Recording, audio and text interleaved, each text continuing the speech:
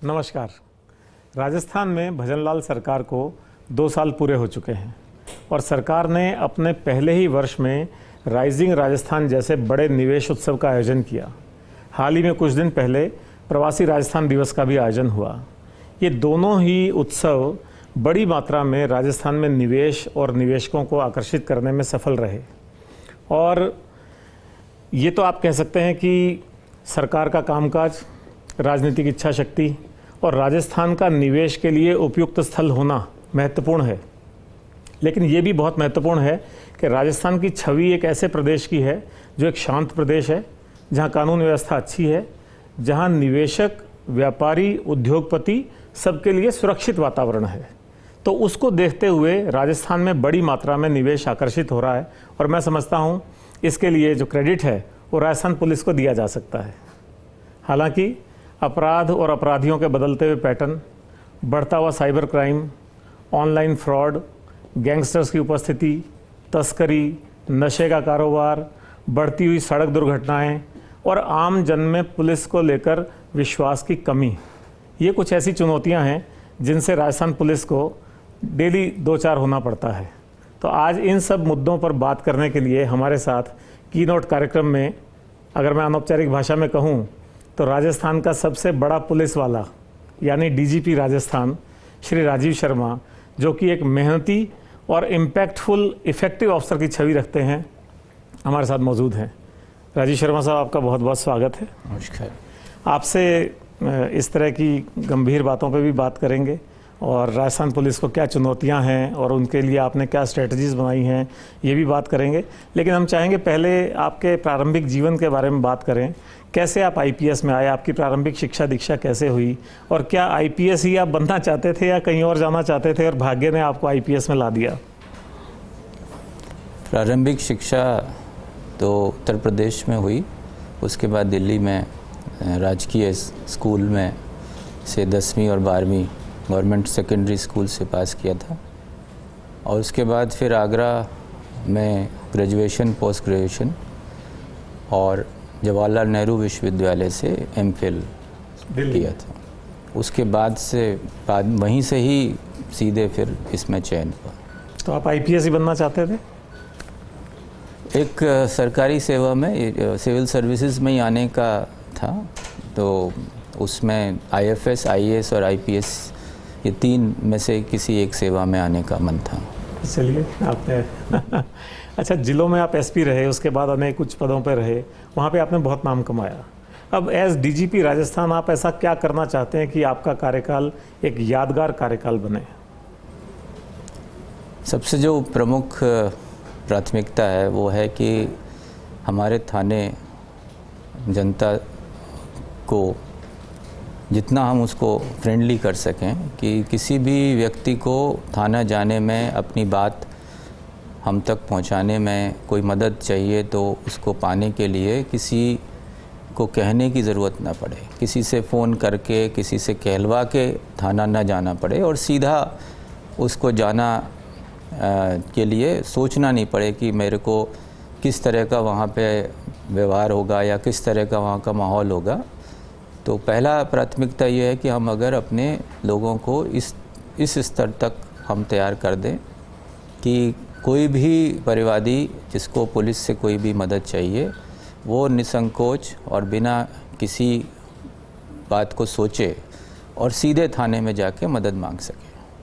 तो वो अगर हम कर पाएंगे, वो है कि हमारा व्यवहार अच्छा हो। और दूसरा, जो भी छोटा मोटा अपराध हो, चाहे बड़े से बड़ा अपराध हो, उनके मन में इस तरह का भय हो कि राजस्थान उनके लिए ठीक जगह नहीं है और चाहे वो छुप के करना चाहें, चाहे वो राज्य के बाहर से ऑपरेट करना चाहें या विदेश से ऑपरेट करना चाहें, उनके हर तौर तरीके का हमारे पास सख्ती से हम उनको ऊपर कार्रवाई करें और यहाँ जो उनको मदद करते हैं किसी भी इस तरह से डायरेक्टली इनडायरेक्टली, उन पर हमारी सख्ती बनी रहे ताकि कोई भी इस तरह की दुष्चेष्टा नहीं कर पाए। तो जो आपने पहली बात कही कि आम जन के लिए आप इसको फ्रेंडली बताना चाहते हैं, तो एक तरह से आपने अपना जो पुलिस का ध्येय वाक्य है उसी को डिकोड कर दिया कि आमजन में विश्वास और अपराधियों में भय। बिल्कुल, बिल्कुल ये दोनों ठीक है। बातें आपने उसी से रिलेटेड कही। लेकिन मैंने देखा ये आम आदमी को पुलिस के साथ इंटरेक्शन में दिक्कत नहीं हो तो पहले पुलिस थानों में रिसेप्शन काउंटर बनाए गए, स्वागत कक्ष बनाए गए। उसके बाद जो बीट इंचार्ज होते थे उनके नाम नंबर सार्वजनिक स्थानों पर डिस्प्ले किए गए ताकि लोग उनसे कम्युनिकेट कर सकें। उसके बाद ऑनलाइन एफआईआर का सिस्टम चालू हुआ। लेकिन अभी भी किसी को अगर ईमानदारी से पूछें तो वो थाने में जाने में डरता है और उसको पुलिस वाले की वर्दी से भय लगता है। तो थानों में कोई ऐसा नहीं हो सकता कोई प्राइवेट एजेंसी या बिना वर्दी का आदमी उसको मिले, वो पहले उसकी बात समझ ले, उसको एफआईआर लिखने में मदद कर दे और फिर उसको एसएचओ या जो भी ड्यूटी ऑफिसर है उससे इंटरेक्ट कराए?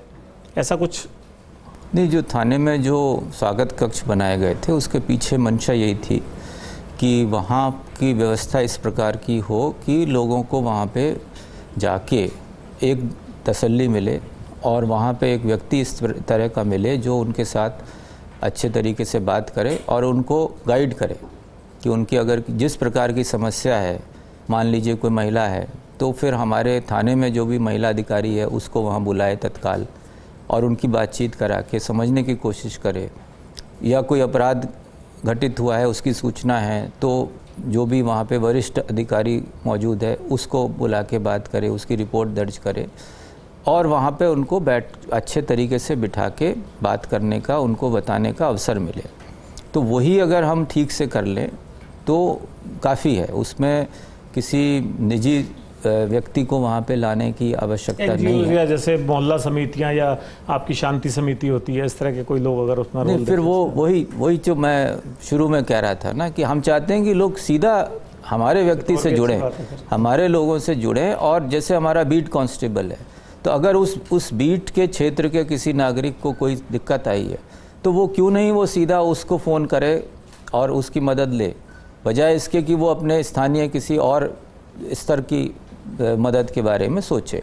तो बीट कांस्टेबल का होना चाहिए कि उसका नंबर सारे नागरिकों के पास हो और वो उनको इतना विश्वास हो कि वो उससे बात करेंगे तो वो उनके लिए जो भी मदद चाहिए वो उपलब्ध कराएगा। तो इसी से जुड़ी हुई बात यह है कि अभी अगर किसी को कोई अपराध घटित होने की सूचना देनी होती है या अपराधी तो उसको लगता है कि अपराध होने वाला है, उसकी सूचना देनी होती है तो सबको पता है 100 नंबर पर डायल करो। लेकिन एक ये भी आशंका रहती है कि 100 नंबर पे एक पे ही पूरे शहर की सूचनाएं जाती हैं तो ये हो सकता है बिजी होगा और कई बार बिजी होता भी है। तो क्या हम ऐसा नहीं कर सकते जैसे अगर 100 नंबर इसका है तो अलग अलग थानों को ऐसा ही 3 डिजिट का आसान नंबर दे दें? मान लीजिए 500 से सीरीज टेलीकॉम डिपार्टमेंट से बात करके शुरू करा दी, 500 नंबर का थाना जो है सिविल लाइन्स हो गया, 501 नंबर का गांधीनगर हो गया, 502 नंबर का वैशाली नगर हो गया। तो लोगों को ये लगेगा कि हमारे लिए हमारे थाने का ही ये कंट्रोल रूम का नंबर है और हम सीधे वहाँ पे इंटरेक्ट कर सकते हैं। ऐसा कोई आपको जानकारी होगी कि अभी 112 नंबर का जो है 112 उसको भारत सरकार द्वारा बहुत बड़े स्तर पे उसको सभी राज्यों में उसको लागू किया जा रहा है। राजस्थान में भी उसको हम बहुत तेज़ी से उसको तैयार करा है। 1000 हमारी गाड़ियां हैं जो ऑलरेडी इस कार्य में लगी हुई हैं। चेतक जिनको तो वो उसमें उसका उद्देश्य यही है कि धीरे धीरे 112 नंबर आपके हर तरह की मदद के लिए एक नंबर होगा। चाहे आपको फायर सर्विस चाहिए, पुलिस सर्विस चाहिए, महिलाओं को अपनी कोई सुरक्षा संबंधी कुछ है, चाइल्ड हेल्पलाइन का है, तो जितनी भी तरह तरह की हेल्पलाइन है धीरे धीरे उन सबको इस 112 के साथ जोड़ा जा रहा है और ताकि लोगों को अलग अलग नंबर नहीं याद रखने पड़े। हाँ, ये उससे एक सिंगल नंबर और उसकी इतनी मल्टीपल लाइंस हों कि वो फ़ोन करे तो और वो हम लाइन बढ़ा रहे हैं और साथ ही साथ गाड़ियां बढ़ा रहे हैं। तो हमारा भी जो रिस्पांस टाइम था पहले 20 मिनट से ज़्यादा होता था कुछ साल पहले, वो घट के 13 मिनट तक आ चुका है और कुछ महीनों में तो वो 10 मिनट से भी कम रहा है। हम उस पर लगातार काम कर रहे हैं कि ये रिस्पांस टाइम हमारा 5 मिनट के आसपास तक हम पहुंचा सकें ताकि कोई भी नागरिक किसी भी तरह की कोई दिक्कत है तो उसको पहला जो रिस्पांस है वो 5 मिनट के अंदर उसको मिल सके। ये मेरे ख्याल वही बात है। अभी आपने बाड़मेर में एक मीटिंग ली थी और आपने कहा कि पुलिस को खाली रिएक्टिव पुलिसिंग नहीं करनी चाहिए बल्कि रिस्पॉन्सिव और प्रोएक्टिव पुलिसिंग करनी चाहिए। तो उस पर भी थोड़ा सा आप। हाँ बिल्कुल, आपने ये ऐसी चीज़ें जो हमें दिख रही हैं उसके लिए किसी को हमें बताने की ज़रूरत नहीं होनी चाहिए और जो हमारी विजिबिलिटी है पुलिस की उस पर हम कोशिश कर रहे हैं कि पुलिस की सक्रियता सबसे ज़्यादा अच्छी तरीके से पैदल गश्त से दिखती है। तो हम चाहते हैं हमारे लोग ज़्यादा से ज़्यादा पेट्रोलिंग में जाएं, ज़्यादा से ज़्यादा जहाँ जहाँ संभव हो, मार्केट है, भीड़ भाड़ के इलाके हैं, उसमें पैदल गश्त में करें। सीनियर अधिकारी भी समय समय पे जाएं, तो उससे बहुत फ़र्क पड़ता है। और बहुत सारी चीज़ें फिर इसी बहाने उनका लोगों से और जुड़ाव होगा, तो जो लोगों की समस्याएं हैं वो सीधे सीधे उन तक पहुंचेंगी। इसके लिए उनको इंतज़ार नहीं करना चाहिए कि कोई आके उनको बताए कि हमारे यहाँ पे इस तरह की कोई समस्या है। तो वो एक तरीके से अगर काम करें तो शायद इसी से एक बात मुझे ऐसा लगता है, आपने अभी कहा विजिबिलिटी हम बढ़ाने की कोशिश कर रहे हैं। विदेशों में आमतौर पे लोग जाते हैं तो वहाँ वो कहते हैं कि वहाँ हमको कोई पुलिस वाला दिखाई नहीं, चाहे कितना ट्रैफिक था, कुछ था, तो ना तो एक भी ट्रैफिक का सिपाही दिखा, ना कोई पुलिस करते हुए कुछ दिखी, और वो सब डिजिटली उसको इतना स्ट्रॉन्ग कर लेते हैं कि फिर उसकी ज़रूरत नहीं पड़ती। तो अभय कमांड सेंटर का भी एक प्रयोग किया हुआ है, लेकिन मेरे ख्याल एक या दो ही हैं, तो उसको बढ़ाया जा सकता है, उसको CO सर्किल तक पहुँचा सकते हैं अभय कमांड सेंटर्स को। देखिए, विदेश और हमारे में फ़र्क है बहुत बड़ा, एक पॉपुलेशन का। जो हमारी जिस तरह की पॉपुलेशन है, जितने लोग हैं हम, तो उसमें हमारे को सिर्फ हम कैमरा बेस्ड पुलिसिंग नहीं कर सकते। तो और उस तरह से, और एक जनता में एक विश्वास का एक लेवल लाने के लिए हमारी विजिबिलिटी की भी उतनी ही आवश्यकता है। पर जो आप कह रहे हैं वो भी बहुत आवश्यक है कि जो आधुनिक तकनीक है इसका इस्तेमाल करें हम। अभय कमांड सेंटर हमारे जो हैं उनमें जो CCTVs जो लगाए गए हैं, जो उनकी मॉनिटरिंग अच्छे तरीके से हो, उनकी कनेक्टिविटी हो, ताकि और उनका वो दायरा भी बढ़ाया जाए। अभी जितने लगे हुए हैं, अभी हमने ये एक्सरसाइज भी सारे ज़िलों से कराई है कि एक CCTV की कवरेज कहाँ कहाँ पे और होनी चाहिए, ख़ास तौर से जो हमारे बॉर्डर के ज़िले हैं उनमें कहाँ कहाँ पे और अतिरिक्त होनी चाहिए। शहरों में ऐसे कौन से स्थान हैं जो अभी बचे हुए हैं, तो वो हमने एक एक्सरसाइज कर ली है। और माननीय मुख्यमंत्री जी ने कुछ समय पहले एक बैठक ली थी और उसमें उन्होंने ये निर्देशित भी किया कि CCTV का अच्छा कवरेज राज्य का होना चाहिए, ताकि उसकी मदद भी मिलेगी अपराध नियंत्रण में भी, और अपराधों को हमारे को वर्कआउट करने में भी उनकी बहुत मदद मिलती है। तो वो एक हम साथ साथ कर रहे हैं कि, और फिर जो नई टेक्निक है AI का इस्तेमाल करके, फेस रिकग्निशन का इस्तेमाल करके अपराधियों को पहचानने में और पकड़ने में वो मदद भी साथ साथ लेनी होगी। तो हमें ये दोनों मिक्स करके चलना है, कुछ विजिबिलिटी बढ़ा के पब्लिक में एक उनको एक सेंस ऑफ सिक्योरिटी देना है, और दूसरा हमारे को टेक्निक का इस्तेमाल करते हुए डिजिटल को बढ़ाने की बात कर रहा था कि क्या ऐसे अभय कमांड सेंटर के मिनिएचर रूप्स हर थाने पे नहीं हो सकते? जितनी भी मोहल्ला समितियां वो इसमें सहयोग कर सकती हैं, व्यापार मंडल सहयोग कर सकते हैं, कोई औद्योगिक संगठन है या एसोसिएशंस हैं वो सहयोग कर सकते हैं, उनसे अपन ये लगवा लें अगर CCTV कैमरास, और उनकी जो रिपोर्टिंग है वो थाने पे जो अभय कमांड सेंटर का छोटा रूप है उस पर हो जाए। क्योंकि मुझे याद है एक बार जब रिलायंस ने 4G 5G टावर्स लगाए थे तो उनके साथ MOU में ये था कि वो बड़ी मात्रा में CCTV का ये सिस्टम अभय कमांड सेंटर में देंगे। तो इस पे कुछ जो CCTV कवरेज है, कुछ तो सरकारी CCTV हैं जो नगर निगम, JDA आदि संस्थाओं ने लगाए हैं, राज्य सरकार ने लगाए हैं। साथ ही साथ कई लोग अपने CCTV लगाते हैं, अपने संस्थानों में लगाते हैं, कमर्शियल एस्टेब्लिशमेंट में लगाते हैं, मॉल में लगाते हैं। तो कोशिश ये की जा रही है कि जो भी CCTV कवरेज है, चाहे वो सरकारी है चाहे वो प्राइवेट है, उन सब की फीड डिस्ट्रिक्ट कंट्रोल रूम तक आए। बिल्कुल ठीक है। और उनका इंटीग्रेशन इस तरह से हो कि सारे शहर में जितना भी CCTV का कवरेज है उन सबको एक जगह पे उनको एक्सेस मिल सके, ताकि पुलिस को उसको इस्तेमाल करने में सहूलियत हो। थाना स्तर की जो बात कह रहे हैं कि अभी तो control room, district control room पे बैठ के उसको एग्जामिन करने की फैसिलिटी का है, क्योंकि ऑलरेडी अभय कमांड सेंटर बन गए। अब उसकी फीड इसको हम और ढंग से डेवलप करें तो ये भी संभव है जो आप कह रहे हैं कि फिर उसकी उस थाना से संबंधित फीड है उसकी अवेलेबिलिटी थाने स्तर पे भी दी जा सकती है, और वो जब उसको आवश्यकता हो उसके अनुरूप उसको वो देख सकता है। पर ज़रूरी यह है कि सारे जगहों में इसकी कवरेज बढ़े, और जहाँ जहाँ पे भी कमर्शियल एक्टिविटी है, जहाँ भी फुटफॉल 100 लोगों से 200 लोगों से ज़्यादा है दिन में, ऐसे सभी जगहों में सीसीटीवी ज़रूर लगे। एक भजनलाल सरकार की इस बात के लिए पूरे देश में चर्चा है कि यहाँ पिछले 2 साल में अपराध पे अच्छा नियंत्रण हुआ और अपराधों में कमी आई है और साइजेबल कमी आई है। जो सामान्य अपराध हैं उनमें कहते हैं 12-13% कमी आई है, महिला के विरुद्ध अपराधों में भी 20% के आसपास कमी आई है और सारे लूट के वारदात में 40% तक की कमी आई है। तो ये जो कमी आई है, ये क्या सरकार के इकबाल के कारण कमी आई है या राजस्थान पुलिस की कोई विशेष रणनीति थी इस बारे में या कोई स्पेशल एक्शन प्लान था उससे कमी आई है? अपराध में कमी के पीछे बहुत सारी चीज़ें इसमें ध्यान कंट्रीब्यूट करती हैं और सबसे इम्पॉर्टेंट ऑफ कोर्स पुलिस का इकबाल और पुलिस की कार्रवाई होती है।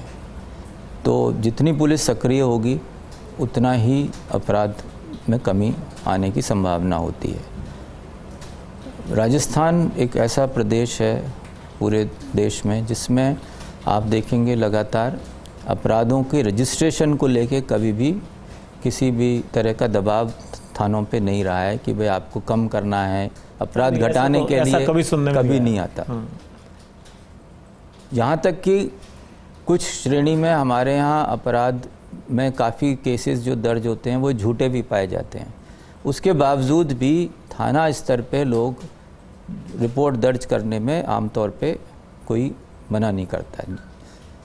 तो वो एक स्थिति है कि रजिस्ट्रेशन हमारे यहाँ है। पिछले हमने अभी जब अपराधों में हम जब स्टैटिस्टिक्स देख रहे थे तो हमने ये भी देखा कि क्या न्यायालय के द्वारा दर्ज कराए हुए अपराधों में कोई संख्या का क्या स्थिति है, तो उसमें भी गिरावट आई है। अच्छा, तो उससे एक तो ये स्पष्ट होता है कि थानों में रजिस्ट्रेशन करने अपना केस कराने में दिक्कत नहीं आ रही है लोग, क्योंकि अब अदालत लोग को कम जाना पड़ रहा है अपना केस दर्ज कराने, खुद ही एफआईआर दर्ज कर रहे हैं थाने। फिर जो नए आपराधिक कानून जो गत वर्ष से शुरू हुए उसमें अब 0 एफआईआर को भी बहुत प्रोमिनेंटली उसकी व्यवस्था की गई है कि यदि आपका जो जिस रिपोर्ट को आप करना चाहते हैं तो आप अपने नज़दीकी थाना से भी उस रिपोर्ट को दर्ज करा सकते हैं और उस थाने की जिम्मेदारी है कि वो उसको संबंधित थाने को प्रेषित करे। यहाँ तक कि अब उसमें भारत सरकार ये कर रही है कि अगर वो किसी दूसरे प्रदेश से भी रिलेटेड है तो उसकी ट्रांसलेट करके भी उसको भेजने की व्यवस्था की जा रही है। तो रजिस्ट्रेशन एज सच देखिए तो उसमें लगातार बहुत सुगम उसको बनाए जाने की कोशिश की है। EFIR की भी व्यवस्था की गई है कि कोई व्यक्ति इलेक्ट्रॉनिकली FIR भेज सकता है और 3 दिन में जाके वो थाने में उसको अगर जाके वेरीफाई कर देगा, साइन करेगा तो वो FIR में उसको कन्वर्ट हो जाएगा। तो अब अपराध कम होने की जो बात आती है तो उसमें ये मैं बताना चाह रहा था कि एक तो रजिस्ट्रेशन में कोई इसके मतलब साथ फेक कोई नहीं है। हाँ, आप ये कहना चाहते हैं फेक नहीं है, तो एफआईआर दर्ज करने में कोई रोक नहीं रहा तो है। वो तो एक तो वो चीज़ नहीं हुई है। दूसरा जो है पुलिस ने लगातार जो अनुसंधान का जो तरीका है, अपराधियों के खिलाफ समय पे कार्रवाई करना, उनको अधिक से अधिक सज़ा दिलाने की कोशिश करना, तो वो सब और लगातार इसमें जैसे आपने देखा होगा गत समय में एंटी गैंगस्टर टास्क फोर्स बनाई गई राजस्थान में, एंटी नारकोटिक्स टास्क फोर्स बनाई गई। तो ये जो स्पेशलाइज्ड जो हैं हमारे यूनिट्स हैं, इन्होंने लगातार अपराधियों पे अंकुश लाने के लिए बहुत सक्रियता से काम किया। बहुत सारे अपराधी ऐसे हैं जिनके खिलाफ कार्रवाई की है, बहुत सारे लोग ऐसे हैं जो इन अपराधियों को सहयोग कर रहे थे, उनके खिलाफ कार्रवाई की गई है। तो उसी का ये नतीजा है कि समय आप देख रहे हैं कि समय दर समय अपराधों में एक गिरावट महसूस हो रही है। महिला अपराधों में कहते हैं 20% के लगभग गिरावट आ गई है जो महिलाओं के खिलाफ अपराध होते हैं।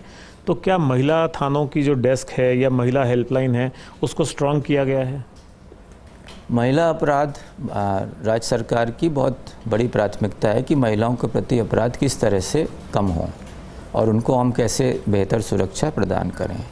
तो उसके लिए आपने देखा होगा कि एक तो लगातार महिलाओं की संख्या पुलिस बल में बढ़ाई जा रही है, उनको प्रेरित किया जा रहा है कि ज़्यादा से ज़्यादा इसमें आएँ। तो एक तो उसका फ़र्क पड़ता है कि एक संवेदनशीलता जो हमारे थाने में आज से जब हमने ज्वाइन किया था तब इक्का दुक्का महिला पुलिसकर्मी जिला पुलिस में होती थी और अब प्रत्येक थाने में आपको एक समुचित नंबर हैं जो दिखते हैं महिला सही। पुलिस के। तो एक तो उससे फ़र्क आया है कि महिलाओं के प्रति संवेदनशीलता हमारे थानों में बढ़ी है, और साथ ही साथ महिलाओं में भी ये साहस बढ़ता है अगर वो जाके देखती हैं कि उनकी कोई महिला वहाँ मदद पे करने के सुनने लिए, के लिए बात सुनने के लिए है। तो उसका फ़र्क, उससे फ़र्क पड़ रहा है। और दूसरा, महिला जो डेस्क बनाई गई, फिर स्पेशल यूनिट बनाई गई है क्राइम अगेंस्ट वेमेन की। हर डिस्ट्रिक्ट में एक एडिशनल एसपी रैंक का अधिकारी है जो महिलाओं के प्रति जो अपराध होते हैं उनकी मॉनिटरिंग करता है। राज्य स्तर पे पीएचक्यू में एक सिविल राइट्स में एक एडीजी स्तर का अधिकारी है जो महिला अपराधों के लिए विशेष रूप से उनकी सुपरविज़न करते हैं। तो इसको लेके कई स्तरों पे विशेष व्यवस्था की गई है ताकि इसमें हमारा फोकस बना रहे। एक चीज़ लेकिन देखने में आती है कि महिलाओं के खिलाफ जो अपराध होते हैं तो लोग कंफ्यूज हो जाते हैं कि उसको शिकायत करने या एफआईआर कराने महिला थाने जाना चाहिए या अपने लोकल थाने में जाना चाहिए। क्योंकि जिस समय 15-20 साल पहले, 25 साल पहले दहेज प्रताड़ना के केसेस बहुत ज़्यादा आते थे, ब्राइड बर्निंग के केसेस आते थे, तब शायद ये महिला थानों की स्थापना हुई थी। तो अब लोगों को ये क्लियर नहीं कि महिलाओं के अपराध के लिए कौन से महिला थाने जाए या लोकल पुलिस स्टेशन जाए, ये कैसे? उसमें हमारी तरफ से ये नहीं है कि आपको महिला थाना ही जाएंगे तभी आपकी रिपोर्ट दर्ज होगी। जो दहेज हत्या और या दहेज संबंधी प्रकरण है उनको हम कोशिश करते हैं कि वो महिला थाने में ही उनका रजिस्ट्रेशन और सुपरविज़न हो ताकि एक रूपता बनी रहे उनके अन्वेषण में। पर रूटीन में जो अन्य महिला अपराध हैं उसमें जो भी संबंधित, जो भी नज़दीकी थाना है उसमें प्रकरण नहीं, पर दोनों जगह जाया जा सकता है, महिला थाने भी जा सकते हैं, यहाँ भी जा सकते हैं। हाँ, जो आपके जो नज़दीक का थाना है सबसे पहले वहीं जाने की ज़रूरत है, वहीं पर ही उसका निस्तारण होगा। यदि ऐसा महसूस होगा कि इस पर्टिकुलर केस में महिला थाना में अनुसंधान किया जाना बेहतर होगा, तभी उसको कहा जाता है कि इसको आप करते हैं। हाँ, अदरवाइज आपको जनता को तो महिला से संबंधित अपराध होने पे अपने नियरेस्ट पुलिस स्टेशन पे ही जाना चाहिए, उसको सीधे महिला थाना जाने की जरूरत नहीं। जी हाँ, ठीक है। अभी आपने कहा कि राजस्थान में एंटी गैंगस्टर फोर्स की आपने स्थापना करी है, तो राजस्थान में गैंगस्टर्स के खिलाफ काफ़ी अभियान चल रहा है, मुझे ऐसा लगता है। और यूपी में जैसा सुनने में आया था कि बड़ी मात्रा में प्रॉपर्टी अटैचमेंट्स कर रहे हैं, उनके बैंक खाते सीज कर रहे हैं, और उनके जो घर हैं और जो उनके अवैध कब्जे हैं उन पर बुलडोज़र चला दिया जाता है। तो राजस्थान में भी क्या इस तरह की कार्रवाई हो रही है? और ये बुलडोज़र को लेकर के आपका क्या टेक है, आप कैसा समझते हैं इसको? गैंगस्टर्स के खिलाफ सख्त से सख्त कार्रवाई होनी चाहिए, और उन्होंने यदि अपराध के माध्यम से कोई संपत्ति अर्जित की है तो उसकी जब्ती और उसको उसका लाभ ना मिले, इसके लिए पुलिस को कार्य करना अब अनिवार्य भी हो गया है एक तरह से, क्योंकि नए जो कानून लागू हुए हैं उसमें न्याय संहिता में ये भी एक प्रावधान है कि अपराधियों की अपराध के द्वारा अर्जित की हुई संपत्ति को कोर्ट के माध्यम से सीज किया जा सकता है, उसको कॉन्फिस्केट किया जा सकता है। तो ऑलरेडी आपने अगर देखा हो गत समय में इस संबंध में कार्रवाइयाँ राजस्थान पुलिस ने शुरू करी हैं।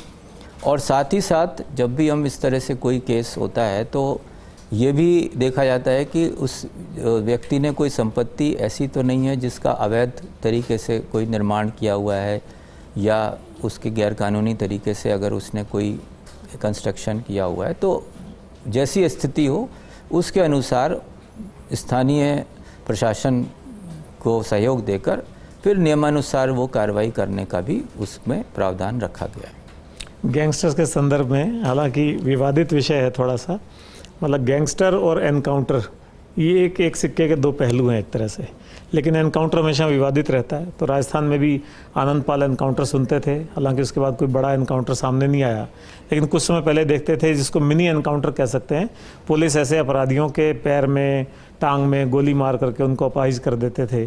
तो आपका एनकाउंटर या इस मिनी एनकाउंटर पे आपका क्या सोच है? इसमें सीधा सा है कि जिस तरह का अपराधी है और वो जिस तरह का दुस्साहस दिखाता है तो उसको उससे कम हमारे को एक्शन नहीं लेना चाहिए। यदि कोई अपराधी है और वो आर्म्ड है और हमारे ऊपर अगर वो आक्रामक है तो फिर उसमें हमें कोई सोच विचार करने की ज़रूरत नहीं है, उसमें हमारा रिस्पांस उससे कम नहीं होना चाहिए। फेक एनकाउंटर नहीं होना चाहिए, कोई इसमें कोई सुनियोजित तरीके से कार्रवाई की बात नहीं है, परंतु अगर कोई अपराधी ऐसा है जो आर्म्ड है और आपके ऊपर आक्रमण कर सकता है या ऐसा कुछ प्रयास करता है और उसमें यदि आपका लाइव कोई इस तरह की सिचुएशन आती है तो उसमें हमारे अधिकारियों को उसमें कोई इस चीज़ में फिर कमज़ोरी उसमें नहीं दिखाने की ज़रूरत है। उसमें हमारा जो रिस्पॉन्स है वो सख्त से सख्त होना चाहिए, क्योंकि नहीं करेंगे तो हमारा ही उसमें नुकसान होने की संभावना ज़्यादा है। आपके इस जवाब ने आपके शांत, सरल और सौम्य चेहरे के पीछे जो कड़क पुलिस अफसर छुपा हुआ है उसको बाहर ला दिया एक स्टेट में कह लीजिए, जयपुर में कह लीजिए, नशे का कारोबार बढ़ता जा रहा है। पहले तो खाली शराब की तस्करी होती थी, डोडा पोस्ट की तस्करी होती थी, अब आजकल कई तरह की ड्रग्स हैं। अभी एमडी ड्रग्स के कोई बड़े रैकेट का भंडाफोड़ हुआ है। तो ये जो युवाओं में नशे की प्रवृत्ति बढ़ रही है, तो इसको लेकर के कम्युनिटी आउटरीच या अवेयरनेस प्रोग्राम्स पुलिस चला रही है, उसका कैसा रिस्पॉन्स आ रहा है? इसमें सबसे पहले तो हमने जो हमारी एंटी नारकोटिक्स टास्क फोर्स थी उसको हमने मजबूत किया है।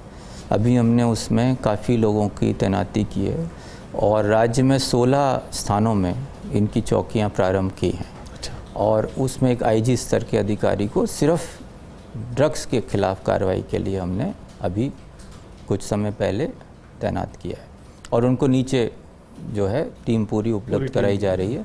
साथ ही साथ राज्य सरकार से भी इस संबंध में इसको और मजबूत करने के लिए कुछ संसाधन भी प्राप्त किए जा रहे हैं। तो एक तो प्रयास ये है कि जहाँ जहाँ भी जिन जिलों में इस तरह की समस्या ज़्यादा प्रबल है उसमें हमारी कार्रवाई ठोस हो और सिर्फ वो पकड़ने तक सीमित ना हो, उसके सोर्स तक जाके हम कार्रवाई करें। अभी आपने देखा होगा गत समय में बहुत बड़ी कार्रवाइयाँ हुई हैं और यहाँ तक कि बाहर से भी मुलजिमों को जो हैं उनको नाम चिन्हित किया जाके उनके खिलाफ भी कार्रवाई की जा रही है। ऑपरेशन दिव्य प्रहार चलाया था शायद झालावाड़ में, बहुत अच्छा काम हुआ उसमें। 125 करोड़ रुपए या कुछ सा कंफिस्केशन उनकी हुआ, संपत्तियां भी जब्त की जा रही हैं। तो आपने झालावाड़ का नाम लिया, इसी तरह से कई प्रतापगढ़ में भी इस तरह की कार्रवाई हुई और न केवल अपराधियों को गिरफ्तार किया जाए बल्कि उनके संपत्तियों को भी जब्त करने की कार्रवाइयाँ की जा रही हैं। साथ ही साथ जो इसमें अवेयरनेस की बहुत आवश्यकता है और ख़ास तौर से स्कूल कॉलेजेस में और इवन जो पेरेंट्स हैं उनका इसमें बहुत बड़ा योगदान हो सकता है। तो उसके लिए हम अलग से यही यूनिट, इसका एक मैंडेट यह भी है कि इस बारे में अवेयरनेस क्रिएशन भी करें। तो उसके लिए भी ये पृथक रूप से कार्य कर रही है और उसमें मैं चाहूँगा कि उसमें और जो समाज सेवी संस्थाएं हैं वो भी अगर इसमें हमारा साथ देंगी तो ये कार्य और बेहतर हम कर सकेंगे। ये नशे से जुड़ा हुआ शराब के कारोबार की बात है। आमतौर पे शिकायत रहती है कि शराब की दुकानों का बंद होने का टाइम है 8 बजे, उसके बाद भी वो वहाँ बिकती रहती है या घर घर सप्लाई करते हैं या लोग बिना लाइसेंस के शराब पार्टी करते हैं। तो इसमें आप क्या आबकारी विभाग के साथ समन्वय से कार्रवाई करते हैं या सीधे पुलिस भी कार्रवाई कर लेती है? ये आबकारी विभाग से संबंधित कार्य है, तो इसमें उनके द्वारा कार्रवाई की जाती है, पर पुलिस का इसमें पूरा सहयोग है। जहाँ जहाँ भी इस तरह की कोई शिकायत आती है तो उसमें हमारे स्तर से जो संभव है वो हम करते हैं। बाकी आबकारी विभाग को इसमें हमारा पूरा सहयोग है और आगे भी रहेगा कि इसमें अगर कोई गलत तरीके की कार्रवाई है तो उसमें पूरा सहयोग हमारे पुलिस अधिकारियों को इस संबंध में क्लियर डायरेक्शन से कि पूरा मदद करनी। एक जयपुर के मामले में ये अक्सर बात आती है कि पुलिस ने अनावश्यक रूप से सख्ती कर रखी है, चाहे वो बार हैं, चाहे वो कैफ़ेज़ हैं, चाहे वो डिस्को हैं, और उनको 12 बजे बंद करा दिया जाता है। जबकि जयपुर एक पर्यटन का प्रमुख केंद्र है, जो पर्यटक आते हैं तो उनको भी नाइट लाइफ की इच्छा होती है। जो यहाँ मल्टीनेशनल कंपनीज़ हैं उनके जो स्टाफ है उनकी नाइट शिफ्ट ख़त्म होती है, वो भी नाइट लाइफ के लिए बार्स में, क्लब्स में जाना चाहते हैं। तो वो 12 बजे बंद करा देने से अब ऐसा देखने में आता है कि लोग गाड़ियों में ही, सड़कों पे घूमते हुए ही इस तरह का शराब का सेवन करते हुए मिल जाते हैं, या फिर वो पार्टियों का एक कल्चर चेंज हो गया है कई लोग गुड़गांव जाने लग गए हैं, कई लोग जयपुर शहर से थोड़ा दूर जाके फार्म हाउस पे या वो एयरबीएनबी पे कमरा या मकान लेकर के उसमें पार्टियां करते हैं। अभी 2-3 दिन पहले दौसा में खावा पैलेस नाम से एक जगह है, वहाँ पे एक बड़ी पार्टी हुई, दिल्ली से 300-400 लोग आए और उन्होंने पूरी रात पार्टी करी और फिर वो गए। तो इस बारे में कोई एक संतुलित दृष्टिकोण मेरे ख्याल होना चाहिए। पुलिस का जो आप कह रहे हैं ना, पुलिस का इसमें रोल ये है कि जो भी समय निर्धारित किया गया है इन व्यावसायिक संस्थानों को ऑपरेट करने का, उसकी पालना कराएं। तो ये डिपेंड करता है कि राज्य सरकार द्वारा क्या समय सीमा निर्धारित की गई है किसी दुकान के खुले रखने की या किसी नहीं, मेरे ख्याल में पुलिस कमिश्नर लेवल पे हुआ है ये, नहीं, राज्य सरकार इसमें का जो इसमें राज्य सरकार के स्तर से निर्धारित किया जाता है कि दुकानों के खुलने का क्या समय होगा, प्रतिष्ठानों के खुलने का क्या समय होगा, होटल में रेस्टोरेंट्स के बंद होने का क्या समय होगा। तो उसमें ये पॉलिसी जो मेकिंग है तो वो उस वहाँ से डिसाइड होती है। मुझे ऐसा लग रहा है आप इसका उत्तर थोड़ा इवेज कर रहे हैं सर। मतलब आपकी क्या सोच है, क्या होना चाहिए? रात को देर तक, जैसे गुड़गांव चले जाइए, गोवा चले जाइए, रात को 3 बजे 4 बजे तक है, हो सकता है उतना तो संभव नहीं हो, लेकिन 2-1 बजे 1 बजे तक कुछ होना चाहिए। आपका व्यक्तिगत सोच क्या है, कैसा होना चाहिए नाइट लाइफ के बारे में? सुनने में नाइट लाइफ एक नेगेटिव वर्ड लगता है, लेकिन ऐसा नहीं है। लोग जाके खाना खाते हैं, थोड़ा बहुत जो बार में बैठते हैं वो करते हैं, वरना वो चीज़ें दूसरी जगह करेंगे। आपकी अपनी सोच क्या लगती है इसमें, कितना अलाउ करना चाहिए? इसमें एक स्थान के कल्चर पे डिपेंड करता है कि ट्रेडिशनली उस स्थान का कल्चर कैसा रहा है। तो अलग अलग शहरों के अलग अलग कल्चर हैं। आप गुड़गांव का कहते हैं, आप गोवा की बात कर सकते हैं, आप बॉम्बे की बात कर सकते हैं, फिर विदेशों की बात कर सकते हैं। तो उसमें कई चीज़ें उसके साथ आ जाती हैं कि वहाँ पे किस तरह का कल्चर है, वहाँ पे लोगों का किस तरह का डिसिप्लिन है, किस तरह का सेल्फ डिसिप्लिन है। तो बहुत सारी चीज़ें के लिए आपको वहाँ के लोग कितना उसके लिए तैयार हैं, वहाँ के लोग उस तरह से किस तरह से उनका रिक्वायरमेंट है। तो आपको सिर्फ टूरिस्ट का ही नहीं सोचना है, आपको स्थानीय नागरिकों की सुविधा का भी सोचना होता है। तो ये एक बैलेंस बना के ही ये सब चीज़ें निर्धारित हो सकती हैं कि वहाँ का स्थानीय कल्चर कैसा है, वहाँ के लोकल लोगों का क्या, उनकी किस तरह की डिमांड्स हैं, उनको किस तरह की व्यवस्था चाहिए।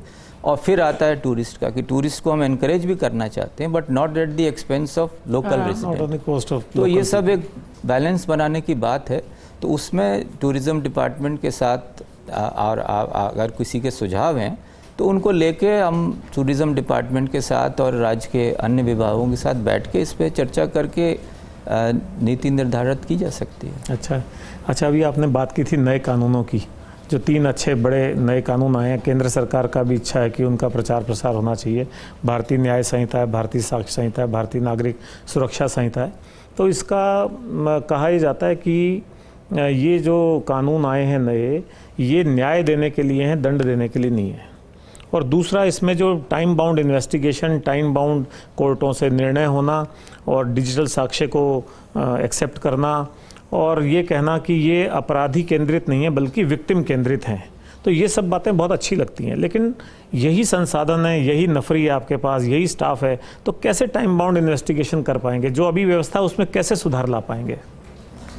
उसमें एक तो सभी जो नए प्रावधान हैं न्याय संहिता के, उनके बारे में सबका एक बार सभी का प्रशिक्षण हुआ है और अब उनका रिफ्रेशर कोर्सेज भी शुरू किए गए हैं। और जो समय सीमा की बात हम करते हैं तो उसमें इन नए जो न्याय संहिता हैं, इनमें मुख्य जो फोकस है वो डिजिटल और फॉरेंसिक एविडेंस के इस्तेमाल का है। उसके पीछे 2 कारण हैं। पहला कारण ये है कि अगर डिजिटल और फॉरेंसिक एविडेंस अच्छी है किसी केस में, तो आपकी एक सॉलिड एविडेंस है ये, जिसको काटना जिसके बारे में मुश्किल होगा। दूसरा, अगर ऐसी एविडेंस आपके पास है तो बहुत सारी आपको ओरल एविडेंस की फिर गवाहों की आवश्यकता नहीं होगी। तो आपके गवाहों की संख्या कम की जा सकती है यदि आपने इसमें डिजिटल और फॉरेंसिक एविडेंस ली है।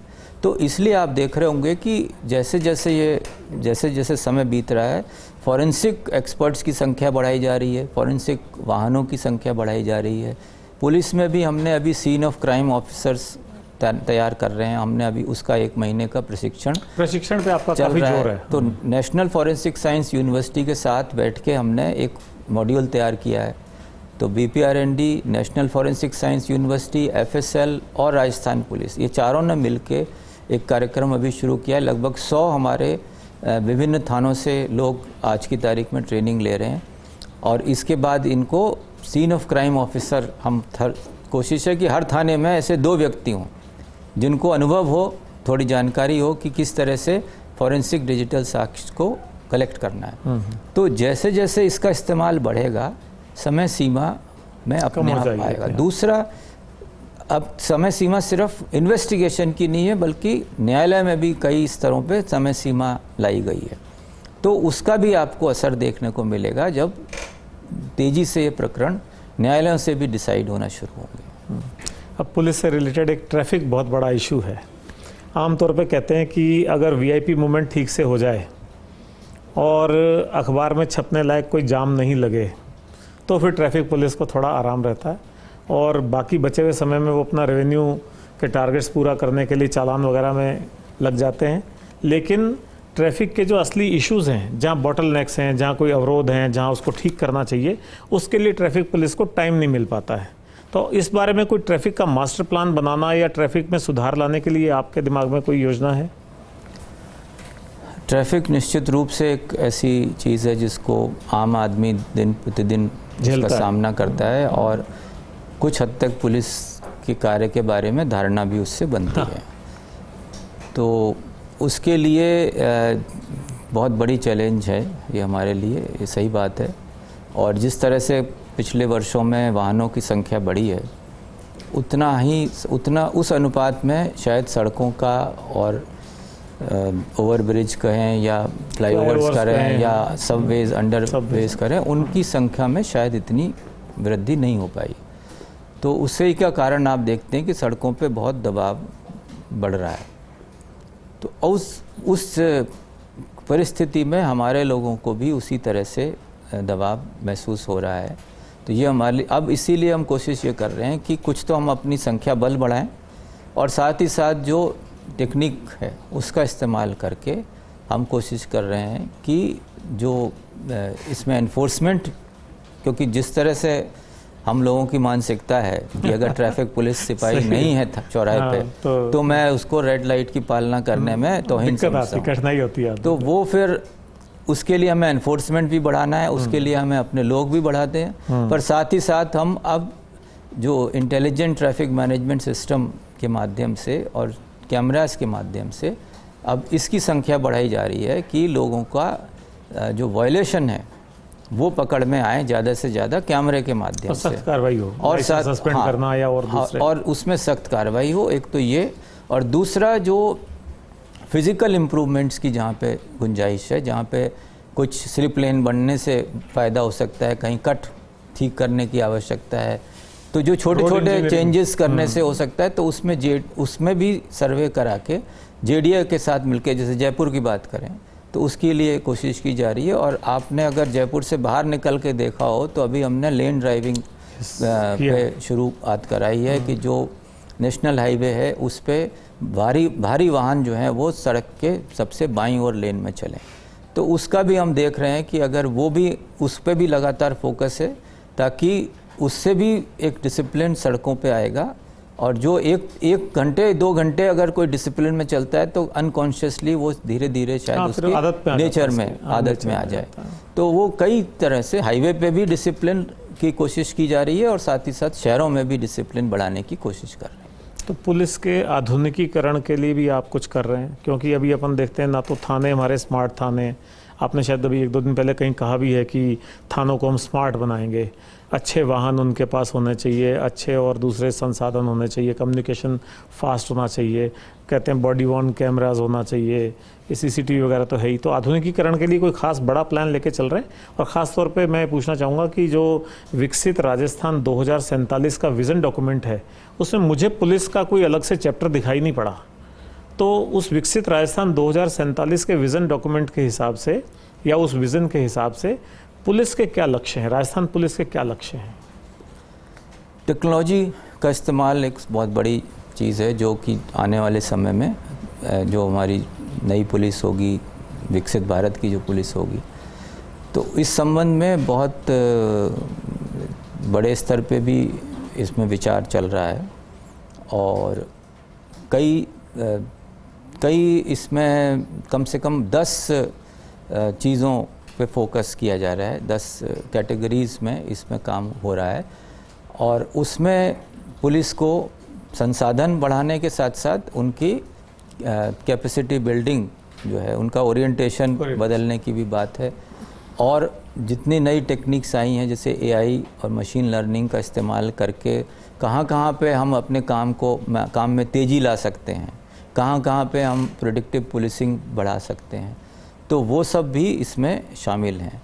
तो उसी के अनुरूप राजस्थान पुलिस भी अपना एक प्लान तैयार कर रही है। जो आपने विकसित भारत राजस्थान वाला जो प्लान देखा, उसमें उसके सिर्फ ब्रॉड पैरामीटर्स ही आपको दिखाई देंगे जो होम डिपार्टमेंट से संबंधित जो था, पर उसका एक डिटेल्ड प्लान हम अलग से तैयार कर रहे हैं जिसके लिए हम चाहे वो केंद्र सरकार का मॉडर्नाइजेशन फंड है उसके माध्यम से और राज्य सरकार से जो आगामी बजट में आएंगे उसमें लेके हम धीरे धीरे अपनी न केवल इंफ्रास्ट्रक्चर इम्प्रूवमेंट हो बल्कि हमारे लोगों की मानसिकता में भी परिवर्तन लाने के लिए प्रयास कर रहे हैं।